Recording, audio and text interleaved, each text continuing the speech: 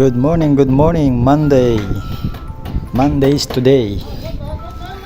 Bali yan guys, dumating ako rito alas 8 ng umaga. Pero marami na silang nagawa. Dahil apat silang nagtatrabaho, kaya mabilis yung pagbaklas ng mga poste.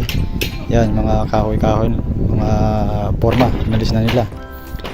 Bali guys, ngayon sila yung nagpe-prepare na sa mga biga niyan. Yung pinaka drop beam sa gilid. Yan, mapapansin niyo guys yung sa video na to yan. Sa gilid ng pader.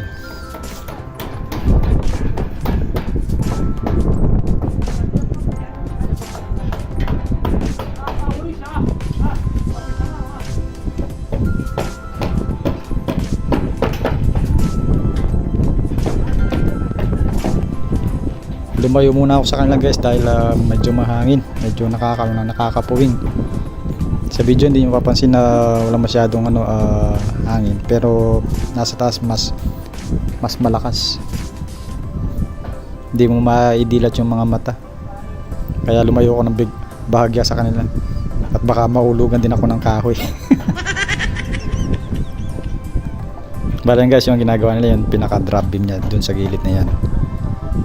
Pagkatapos ng drop beam na nakapaikot siya sa plywood, mag-uumpisa na sila paglalagay ng paglalatag ng mga kahoy sa sahig.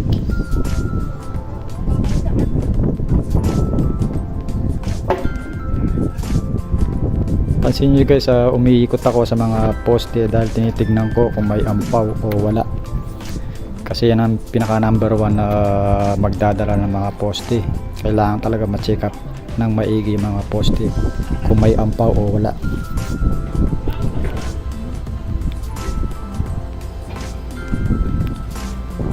Bali to guys, itong oras na to mga 10 o'clock ng umaga.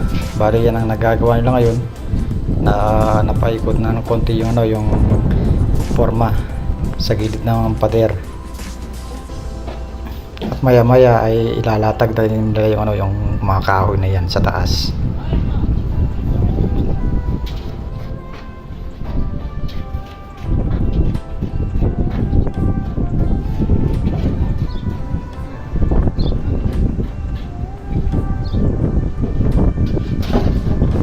Kung naririnig nyo guys yung yung medyo malakas yung hangin, tsaka yung sipol ng hangin malakas, hindi mo maidilat ng maigi yung yung mga mata.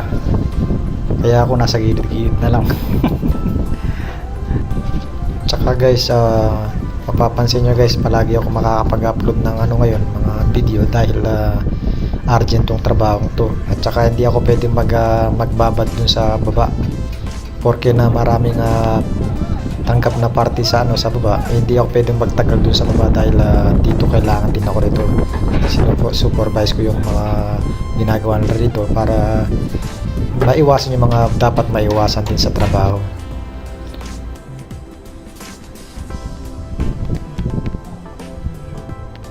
Bali time check po natin ngayong oras na to ay 4 o'clock ng hapon.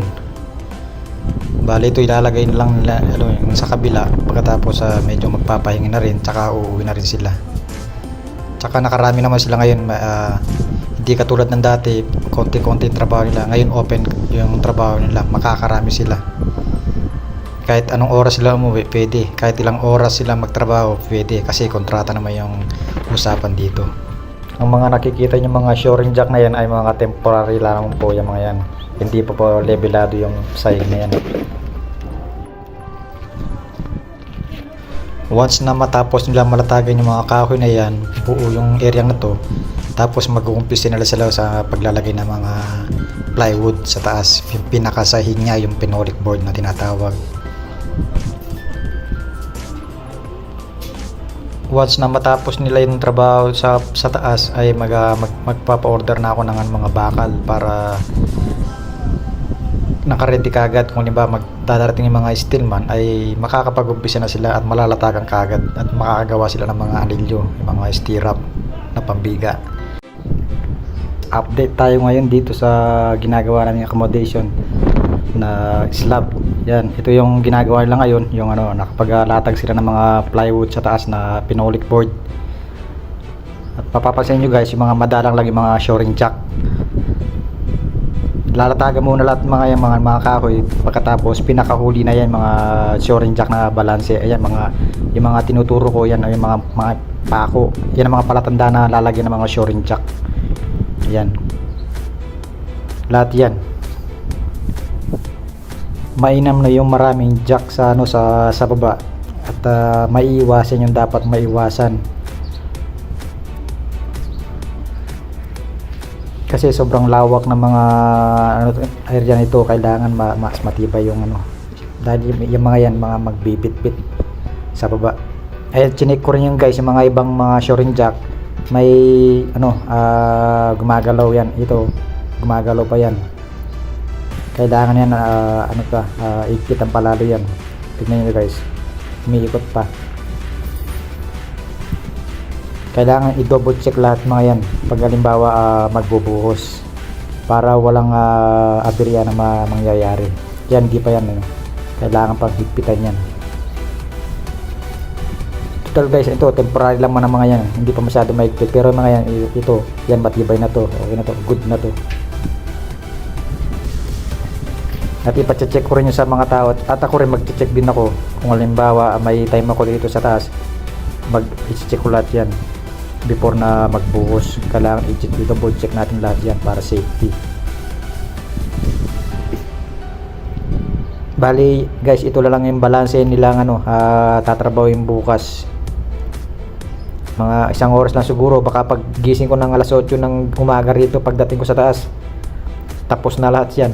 Bali nag-order na pala kami ng mga bakal na gagamitin sa taas, para makapagsimula ng mga steelman na gagawa ng mga stirrups, at para makapagputol na rin mga bakal na gagamitin para sa mga biga.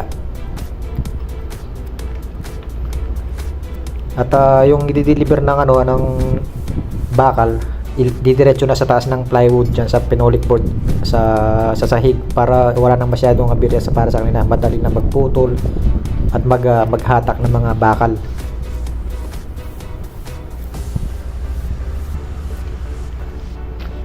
Ito guys, ito muna yung update natin ngayon sa ginagawa namin accommodation dito sa taas.